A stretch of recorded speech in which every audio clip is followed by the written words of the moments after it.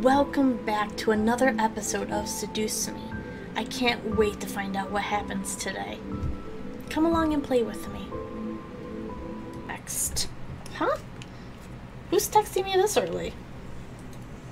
Yo, Anderson! You're carpooling with us from now on. We're not letting you waste your money on a bus. Get ready and be at your gate at 7 stat. I smiled. My friends were the best. I couldn't drive, and yet I didn't have a car, so it'd be awesome that my friends would let me carpool. I checked the time. 6:30. Perfect. I can get some breakfast before they come. Packed my bag and carried it downstairs towards the kitchen. As I entered the dining room, I saw a plate with eggs, toast, and bacon sitting on the table. A fresh steaming cup of coffee sitting next to the plate with sugar and creamer on the side. I walked to the table. I couldn't believe what I was seeing. Who made this? As I spoke aloud, a small red note caught my attention. Have a good day. Yours. My heart skipped a beat. I could tell it was from one of the boys. Maybe it was from him? I smiled, putting the note in my bag and eating up. The food was so delicious. I devoured every amazing bite. I looked at the time again. Time to go. I quickly rushed to the doors, checking myself in the passing mirror.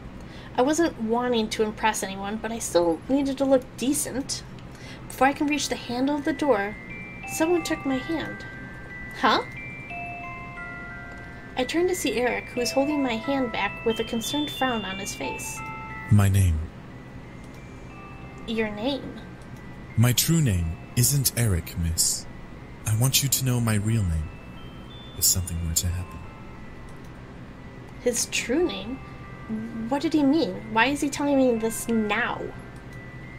I remember reading about a demon's name from the journal I read yesterday. If you knew a demon's true name, you can summon them to you, no matter where you were or where they were. Erik gently pulled me to him and leaned close to whisper in my ear. My name is Uzeris. Uzeris. As he said his name, I could feel it lock into my memory. Something in my head would make sure I would never forget it. He pulled away and smiled at me despite still carrying worry in his eyes. If you are in any danger, call my name. I promise that I'll come and help you. I stared up at him, unable to say anything. I can only nod in response. Erik smiled before kissing my hand and heading into the dining room. Something told me that name would be used eventually. And right on cue, Naomi drove up to the gates with Susie, waving me down. I rushed out the door and we headed to school, talking about homework and the coming day. We made it into school without a hitch. Our lockers were in the same part of the hall, so we quickly unloaded what we needed to and got our important books and necessities. First incident of the day. As I walked towards Suzu and Naomi, who were both waiting for me on the opposite ends of the hall, something hooked my ankle and made me fall forward. What? Ow! Hey, are you okay? Who did that? As if we had no idea. The three of us looked back to see Lizette and our gaggle of girls. Lizette had a look of complete innocence, while the girls around her giggled like no tomorrow. Bullshit. Why, you little... Suzu, don't! I felt a giant fire of anger burn in my stomach as I stared at Lizette. Today was not the only time this has happened to me. However, now it's clear who is behind all these incidents. Actually, I'm going to move myself over here. Boop, boop. Even if she was innocent and one of her goons did it, it's now obvious that Lizette was the mastermind from the look on her face. She was no friend, nor would she ever be. I had to do something. You know what we're going to do? We're either going to get her or we're going to... You know what? Don't get her. Stare into her soul. Give her that death look. Yeah. We're going to do that. All right. Glared hard at Lizette. Feeling swips of air and magic run through my skin and veins. However, I stopped at what I saw. Around Lizette was a dark purple aura that seemed all too familiar. It was like demon magic, but it seemed to be tamer. I slowly rose to my feet and collected my belongings as I continued to stare at Lizette. Something was off. As I continued to look at her, the aura grew, forming a shadow behind Lizette, with red eye shapes glowing from within the darkness. Anderson, you alright? I couldn't respond. I was entranced by the small hum in the air. It was distant, almost like a whisper you would hear in a horror game, but this was real, and it sounded vaguely of a woman, humming a tune I didn't recognize. Hey, are you okay? Let's go. We're going to be late for class. I suddenly felt the need to walk away, and so I did. Naomi and Suzu scrambled up to catch me and follow at my new quickened pace. Sheesh, Anderson. You look like you saw a ghost. Are you really okay? That fall was pretty bad. Think she saw underneath Lizette's cake face and saw the devil itself. Oh, Suzu, hush! No, something was wrong with Lizette. It was more than just her being mean. There was something, or someone, watching over her. Or they were watching me from behind Lizette. What they were doing, I don't know, but it was definitely demonic. Surprisingly, the rest of the school day went without another incident. I went to my classes, had lunch, and was anxious to get home. As the bell rang for school to end, I felt my phone vibrate in my pocket. Huh? A text? From Dad? I'll be picking you up today. Make sure you're ready to go when I get there. Okay. That's kind of a surprise. I quickly headed back to my locker and got things before waiting for Naomi and Suzu. Hey, are you ready to go? Actually, my dad's picking me up. Really? Okay, I guess that kind of makes sense. We'll drive home together next time. Tell your dad that we've got you covered from now on. Alright. Even while I laughed, something didn't seem right. My dad texted me to say this? Why was he going to pick me up? Had I done something wrong? I had no idea. I waved goodbye to Naomi and Suzu before heading off to our usual spot where my dad picks me up. I took the time to listen to my music while I waited. I need to go to another Rise of the Phoenix concert. Eventually, I played the entire album with no one showing up. Hey, what the hey? Dad's never late, especially not this late. I quickly dialed my dad's number again, but as soon as I pressed call, it disconnected, and I read a signal disconnection error message. What? No signal? How do I not have signal? Can you hear me now? I double-checked my phone, and I saw I had all 5 bars for signal. He must be in a dead zone. Before I could finish, a group of hands grabbed at my hands, my feet, and covered my mouth. I screamed into the hand that covered my mouth, struggling to pull away from the hands that grabbed at my limbs. It felt disgusting and scary, feeling their hands on me. It needed to stop. Hey! Don't dirty up Malix's prey. The voice, which sent a fearful shiver down my spine, whispered into my ear. You're coming with me, Miss Anderson. I couldn't fathom what was happening, but before I knew it, I was blindfolded and my limbs were quickly tied up. I felt myself being carried somewhere and was shoved into something that echoed in the interior of a bus or a van. The doors closed and off I was taken, unsure of where I was going or why. All I knew is that I was in trouble. All I saw was darkness. I felt numb as I was taken to a place I didn't know of. I couldn't even move my lips to scream. Sounds zipped past my ears, first the interior of a car, then the outside, then an echoey space with whispers and cackles of people vibrating through it. However, the wrap around my eyes was eventually removed from my face and my bonds were cut. It took a while for my eyes to adjust, but I found myself in a warehouse, surrounded by devils, including Malix, who was smirking at me. Nicely done! I'm sure those little shits will come running to find you when they realize you didn't return to your precious little mansion. They'll search everywhere. Max walked over and set the barrel of his gun to the skin between my eyes. It'll be so funny when they find your dead body instead. We can fight, we can wait. We're gonna call on Euzaris. Euzaris! All of a sudden, a bright purple light engulfed the room, causing the devils around me to cover themselves. What the? Gusts of winds rushed past me, almost forcing me back. I covered my face with my arms, bracing myself and standing the ground. I tried to peek through my arms to see what's going on, but the light continued to shine brightly. As the gust slowly started to die, light began to fade, revealing Erik. Erik! Did you miss me? However, that seductive smile that graced his lips quickly disappeared as he turned to Malix. Malix lowered his arms, and Erik glared. You really are evil at its core. Kidnapping an innocent woman like you did. It's disgusting how you demons are confused for your kind. Look at this little man whore Erik right here, boys. Might as well sleep with a disease. The devils around him laughed, including Eris. I felt a twinge of anger, but Erik must have taken it from me and added it to his own.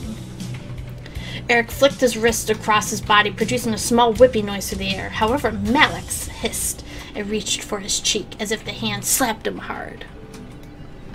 What the? When Malix removed his hand from the cheek, I stared wide-eyed at the large slash that was revealed on it. A mixture of red and black blood gently dripped from the wound, causing Malix to growl angrily. So, pretty boy, she has balls, huh? Well, time to make this pretty boy a dead bitch. All of a sudden, Malix lifted his gun towards Erik and pulled the trigger. I gasped and tensed up, not believing what I was seeing. As I braced myself for Malix's bullet to embed itself into Erik, however, a large ethereal tendril shot up from Erik's body, sprouting from the ground by his feet. Quickly after the bullet evaporated into the tendril, several others appeared, forming a dark purple crown around Erik's body. What the? What is that? Come on, don't you watch anime? You should know what that is. Did you expect me to come unprepared the second time around? Mm-hmm. Thanks to my lovely princess, I can now use the full extent of my powers. Unfortunately for you, that means I'm afraid you will lose this fight. How else do you think he has so many girlfriends? You cocky little shit! Malix charged up his energy and began fire bullet after bullet at Erik in anger. However, each of the tendrils danced across Erik's body with ease, blocking each one as if they were mere pebbles to the wall.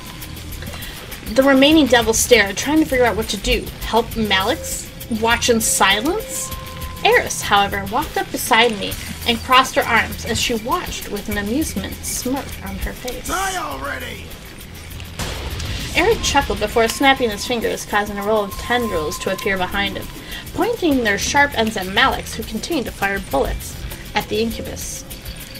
The tendrils uprooted themselves and floated into the air, straightening out into large spikes, before quickly sprinkling into multiple thinner spikes. I could only stare, completely lost and intrigued at the sight of Erik, as he whipped his hand across his body again.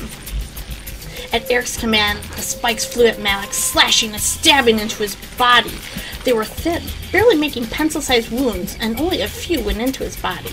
The others scraped and scratched his skin as they flew by. They didn't kill Malix, however. Malix growled loudly before charging at Erik, causing the incubus to step back slightly in shock. Malix pointed his gun at Erik, closing the distance between them, and fired as the barrel reached his face. Instead of the bullet ripping into Erik, a large explosion forced them both away from each other. Malix bounced off the far wall and landed at his knees, groaning in pain. Erik, however, slid across the ground, landing on his stomach. Erik! Malix slowly planted a foot to the ground to stand, but froze before doing so, staring at Erik's body. On the other hand, Erik slowly rose and turned to face Malix head-on. Erik reached a hand up and wiped off a small stain of blood that had painted on the side of his lip before growling almost animalistically. Then, at that moment, something in the air changed. The air instantly went from frantic to still in energy. What could have been described in tone as the color red quickly turned into a deadly mix of purple and red as everything began to blend together all at once. How persistent. I guess I'll have to go all out on you to finally rid the world of you.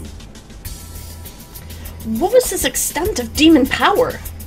My eyes never strayed from Erik's face, however, even as it changed. His eyes began to glow a bright golden color as Erik began to walk towards Malix. Let's end this. Malix aimed his gun and fired at Erik, but his bullet never made its target. As the shot erupted from the barrel, the tendrils erupted from Erik's back, creating a wing-like barrier from the bullets. Malix stared wide-eyed as Erik's tendrils absorbed the bullet and grew almost larger in size and in number with each step that he took. Erik's skin slowly began to morph and shift from human to something else entirely. Something about Erik grew dark and menacing and transformed, and this transformation was making him even darker. Before I was even allowed to see Erik's new form, however, a pair of hands quickly covered my eyes, instinctively reached up, and I gripped them, trying to pull them off. A voice stopped me. It's me.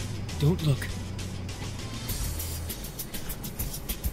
I listened carefully to what the last two words lingered in my mind. Don't look. Why? What was being hidden from me? I wanted to know, but something told me to obey Damien's command. I could hear everything, however. I listened as Malix stood up with a pained grunt before being pushed against the wall with another shout. After that came sounds of flesh ripping and blood splurting, and followed by Malix's screams. Maybe it was better that I wasn't able to see. Erik, enough! Almost instantly after James's command, the sound stopped. The air grew silent as a pair of footsteps slowly made their way to where we were. I just had to be sure he was dead. No use in letting him have a chance to revive. You're getting sloppy, Erik. You've lost your glamour spell. Glamour spell? What did he mean? Why did Erik sound so different? Why was this being hidden from me? It's a spell that makes us look human. I froze. Look human? You mean they didn't look human after all? What the hell do they look like? Like demons.